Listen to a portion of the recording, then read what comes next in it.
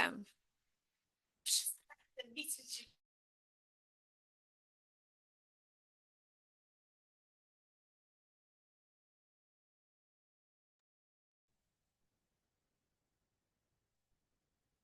Good afternoon. Today's training is going to be focusing on an overview of the community eligibility provision and population data. So, what is CEP? The Community Eligibility Provision is a meal service option for students and school districts in low-income areas. It is a program established by the Healthy Hunger-Free Kids Act. CEP allows the nation's highest poverty schools and districts to serve breakfast and lunch at no cost to all enrolled students.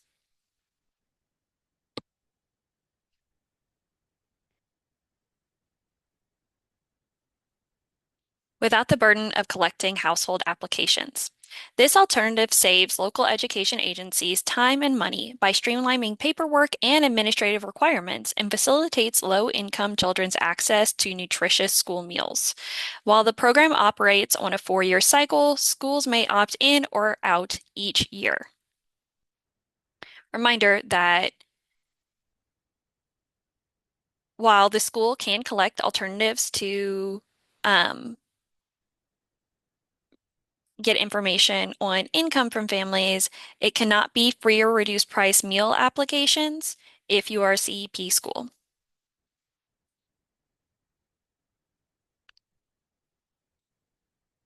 All right.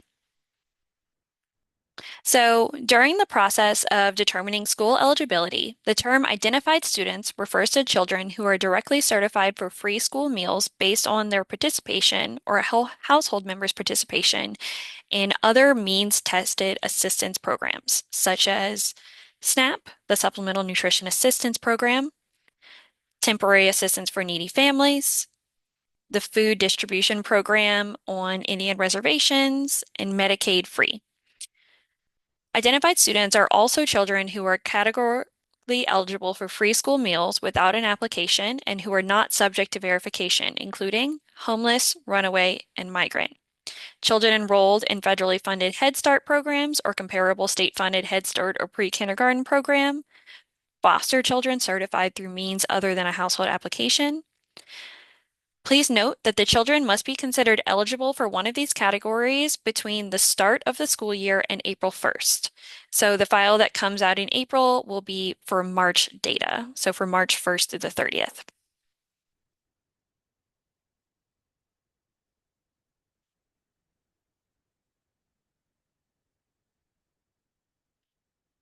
All right.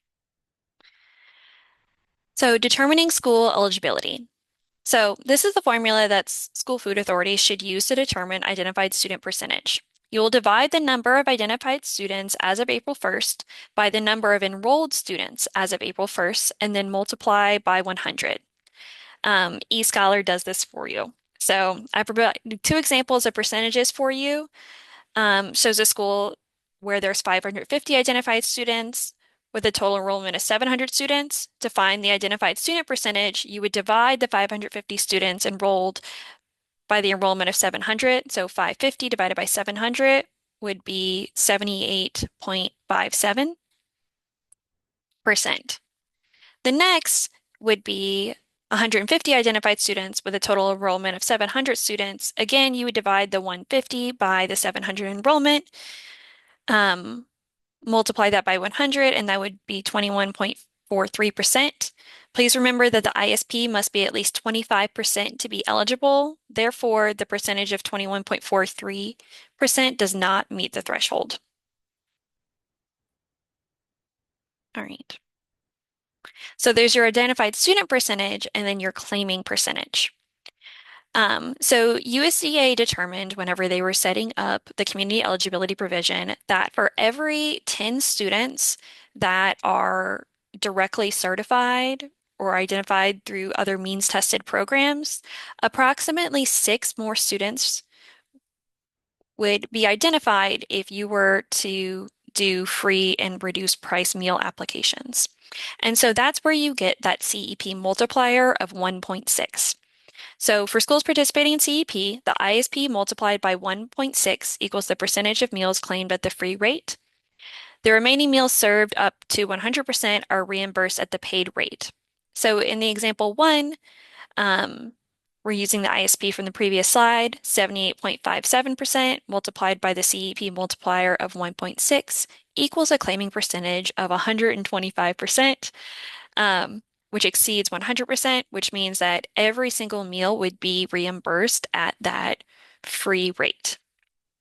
But in example two, with an ISP of 46.85% multiplied by the 1.6, you get a claiming percentage of 74.96%.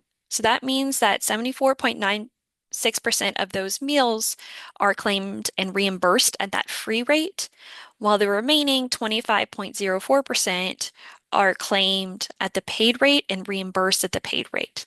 So even though 100% of the kids are eating free, your reimbursement and how you claim those meals is determined by your ISP and your claiming percentage.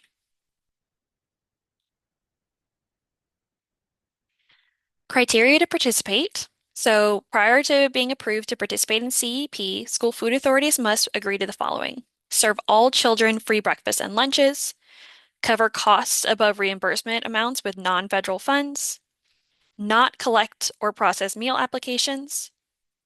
School food authorities, by individual sites or clusters of sites, must have an enrollment with at least 25% of the students considered identified students to participate in CEP. It was previously 40%. And you must refresh the population data as of April 1st of the school year prior to participation. RCCIs are not eligible for CEP.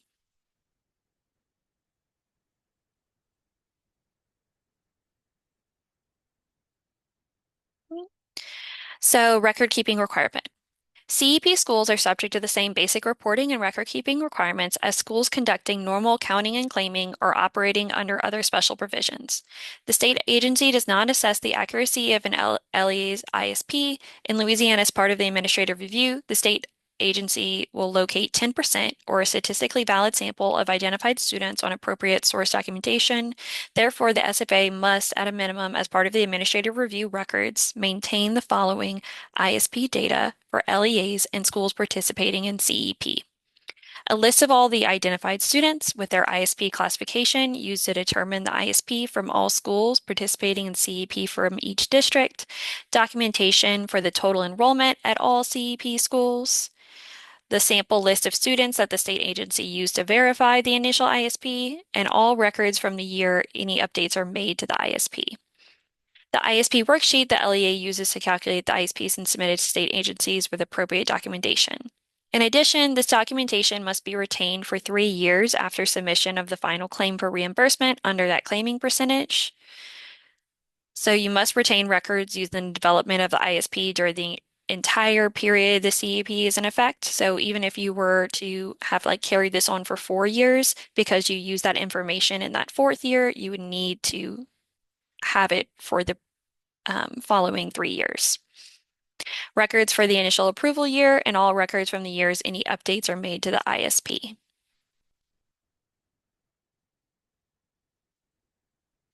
So CEP deadline dates. So your data used to calculate your ISP is as of April 1st, 2025. So that means that April 1st, that is your enrollment. That enrollment number should reflect what is in your systems as of April 1st. The local education notification and state agency notification as of April 15th. So that means that you absolutely have to submit your population data by April 15th. And by May 1st, we publish the population data that was submitted and confirmed by y'all. Then in June is when you elect CEP for the following school year. So right now with population, you are just confirming whether this information is correct and accurately reflects your identified students and your population. The election part of it, where you're choosing to participate in CEP and what your base year is, that happens in June. We will be doing elections in eScholar this year. Back to EScholar. Okay. If they want- Direct certification, matching requirements. All LEAs under rating CEP are required to conduct a data match at least once annually, recommended monthly, taking advantage of ISP increasings and observing demographic trends. Manual matches made in your food service software after downloading the match file from eScholar does not transfer to eScholar. All matches need to be made in eScholar.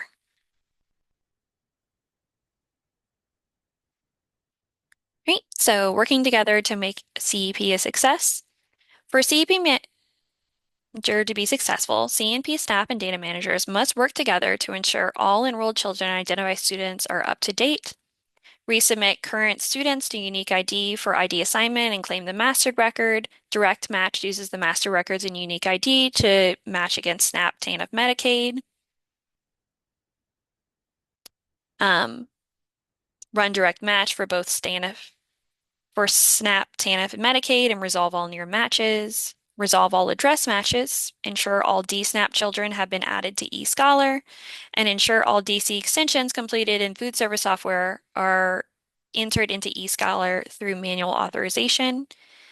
If you have any additional questions about the unique ID or direct match, please reach out to Jane at the email provided. All right. So I know it's been a little while since y'all signed into eScholar. So here is the link. So after logging into eScholar Direct Match, you must go to the Direct Match section.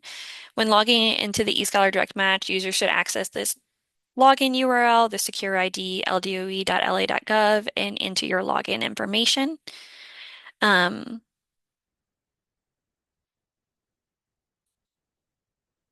all right. So the current USDA guidance, each of these link to the most up-to-date version. A lot of them were updated last year due to the change from 40% to 25%. The guidance and updated Q&As is very helpful, and the planning and implementation guidance gives a good overview of all of the facets of CEP.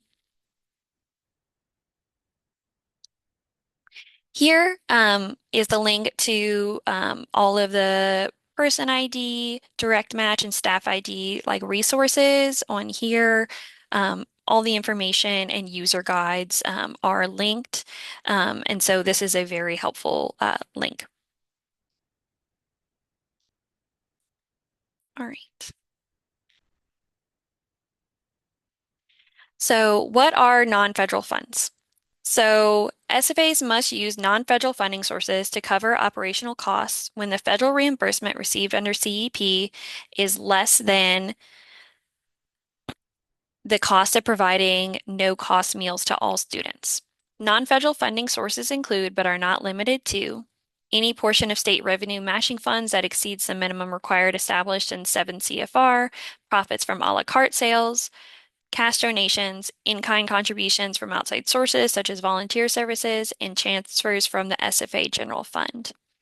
And so any difference between the reimbursement you get for the meals and what it costs, if you're on CEP, does have to be taken care of by non-federal funds. All right. So determining school eligibility, students in the same household with directly certified students can be counted as identified students. SFAs are not able to use information from free and reduced price applications to identify students. If an identified student percentage of at least 62.5% is determined, then all meals reimbursed at the free rate. If the identified student percentage falls between 25 and 62.5%, then meals will be reimbursed at a combination of both free and paid rates. All right. So now let's dive into the eScholar CEP Manager so y'all can get comfortable with the software. Great. Um, Here is a link for in-user training for the direct match system. All identified students must be reported in eScholar Direct Match to automatically feed into the new CEP Manager system. Enrollment and identified students should be up to date for April 1st in eScholar. It is important that SFAs have an idea that the data will be accurate on April 1st. CEP Manager is now open to begin reviewing data. Seeing that 30 of y'all, as of the beginning of this training, have already gone in and refreshed that. However, it is important to remember that data will need to be refreshed after April 1st prior to submission. SFAs are responsible for ensuring that all schools are listed as well as the accuracy of the total enrollment and identified student percentage. So for CEP Manager to be successful, CEP staff and data managers must work together to ensure all enrolled children and identified students are up to date. Public and non-public districts must submit their current student's person ID for ID assignment and claim the master record by April 1st. Direct Match uses the master records and person ID to match against SNAP, TANF, Medicaid free, and Medicaid reduced. Enrollment data for non-public districts comes from person ID. Enrollment data in the CEP Manager for public districts comes from EdLink. So for public districts, any discrepancies with the enrollment that y'all have is a discrepancy with like EdLink. Population data form, all SFAs, even those not applying for CEP, with the exception of traditional RCCIs, must submit the population data form in eScholar. All population data will automatically be pulled from the school eScholar system. SFAs will only have to confirm the data is correct and that all operating school sites are included. All right. So when you sign into eScholar, the CEP manager icon is the abacus on the navigation panel. The icon will only appear if the user has rights to the CEP manager functions within Security Manager. CEP Manager allows the user to view, update, and certify the population data.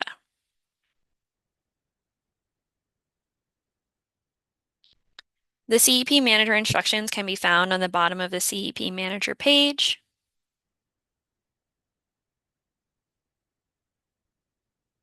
All right.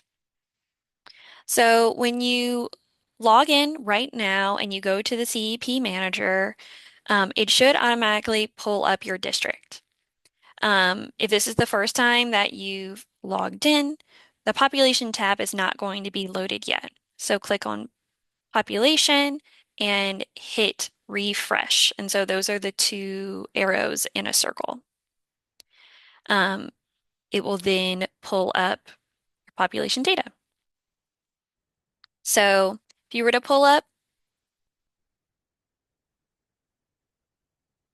your population, right now, before April 1st, you should be looking at your location names and making sure that all of the schools that are currently participating in the National School Lunch Program or School Breakfast Program are included on this list.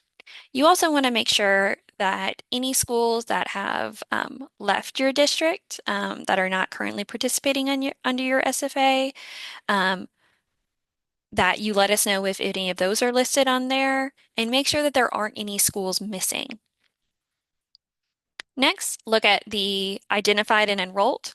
You'll note that one of these sites says 0, 0. So if it says 0, 0, then that means that there's no identified students and no enrolled students. Any location that has 0, 0, please reach out to us. This may be a closed school or there may be something else going wrong. So please let us know anytime you see 0, 0. All right. So the population tab summary data displays the total identified, total enrolled, district trend, population status, and election status due dates. The locations and the pending data are listed below the summary information. Click to see the data for the individual schools. In this case, we selected school code 34570. All right. On this page, the user can view the students by program and the student ID number.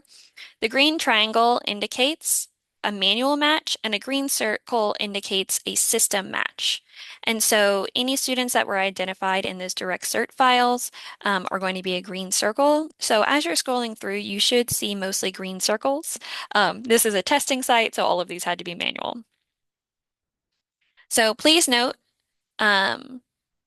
the eligibility indicator color system um, should now show green anytime you're above 25%.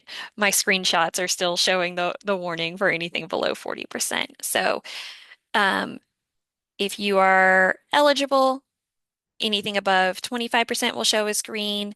Near eligible would be 15 to 25%, and not eligible would be below 15%.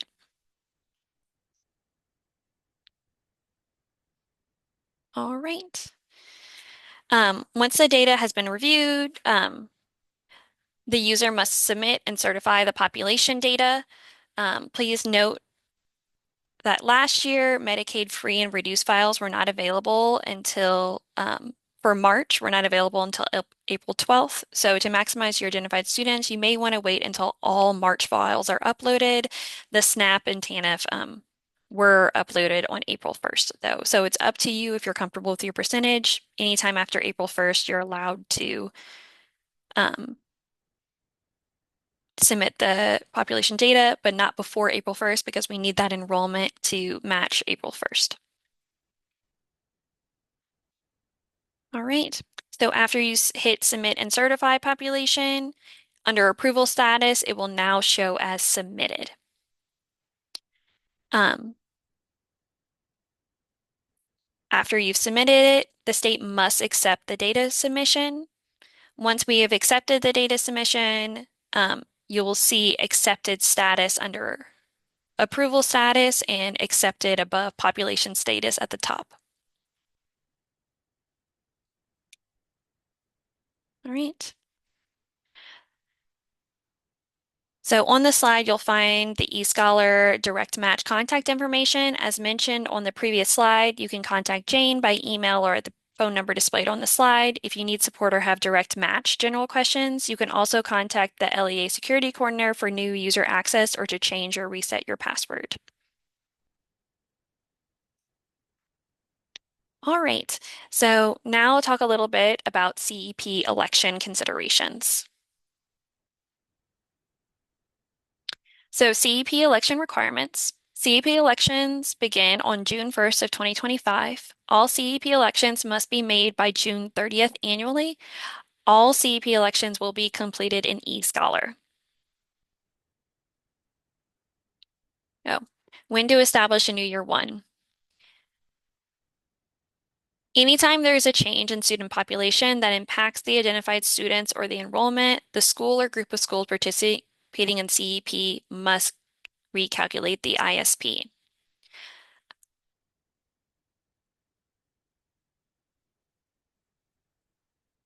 New schools in CEP. Newly opened school zone or schools new to NSLP SBP will not have direct certification data for April 1st of the prior year. Instead, may use direct certification data from a later month to establish CEP eligibility. They do still have to be able, if the number of identified students and enrolled students are available before the counting and claiming of meals begins and the new school year meets the eligibility requirements, then the LEA may select CEP. Um, New schools can elect CEP only if the number of identified students and enrollment are available because the ISP is the basis for claims for reimbursement. Please note that the deadline for election is June 30th for all schools. And so if the school is not starting until the next school year, they would not be able to meet that June 30th deadline. Opting out of CEP. SFA schools may elect to stop CEP at any time by notifying Louisiana Department of Education of the decision, notifying households of the decision, and allowing ample time for submission of free and reduced applications. SFAs must offer all students reimbursable free meals for a period of at least 30 operating days following the date of restoration of standard procedures or until a new eligibility determination is made, whichever comes first. If an SFA elects to no longer apply the CEP in their system, the SFA must notify the state agency that they wish to not apply CEP in the following school year no later than June 30th of the current year.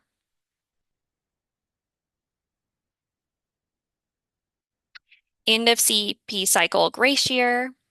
Um, so what if an SFA does not have an identified student percentage of 25% or higher in year 4 of the current cycle? In this situation, the SFA may be eligible to stay on the option for an additional year grace period.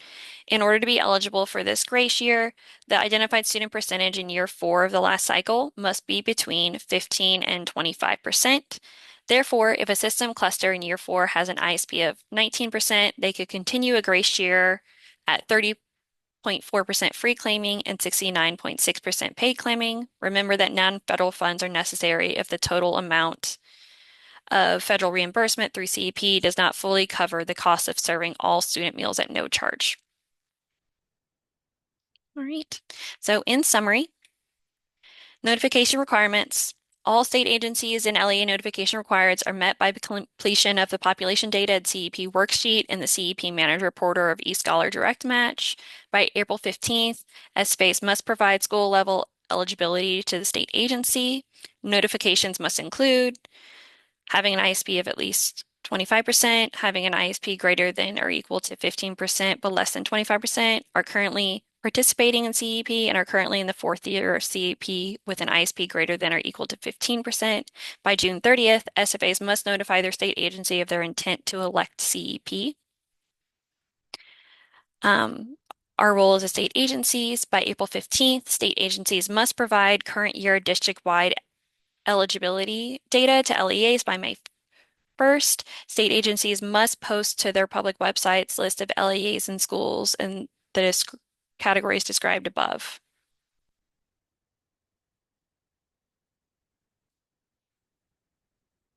All right. Some final thoughts on the CEP population. So beginning today, CEP Manager is open today for SFAs to refresh their data. Please go in and refresh the data. Reach out about any discrepancies in the site list and reach out about any 00 sites or any other issues or discrepancies you see.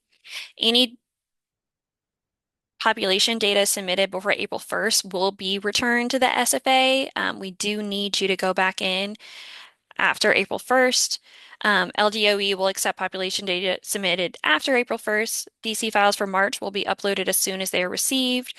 Um, you can wait until all files are uploaded to ensure every possible identified student is included. And so, like I said, in the past year, it was April 1st for SNAP and TANF, and Medicaid free was April 12th. It just depends on when we receive those files from the programs. For more questions and concerns, please contact myself, Mary.Moses at la.gov, Anantha and Jane. We're your main contacts for anything CEP. All right. Um,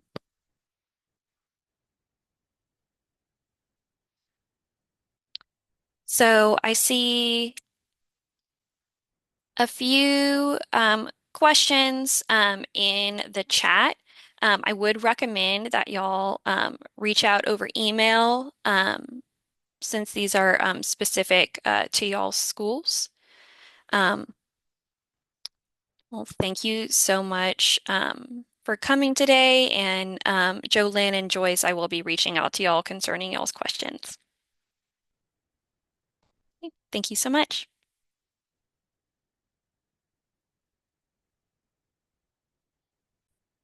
The slides will be posted on Louisiana Fit Kids and YouTube.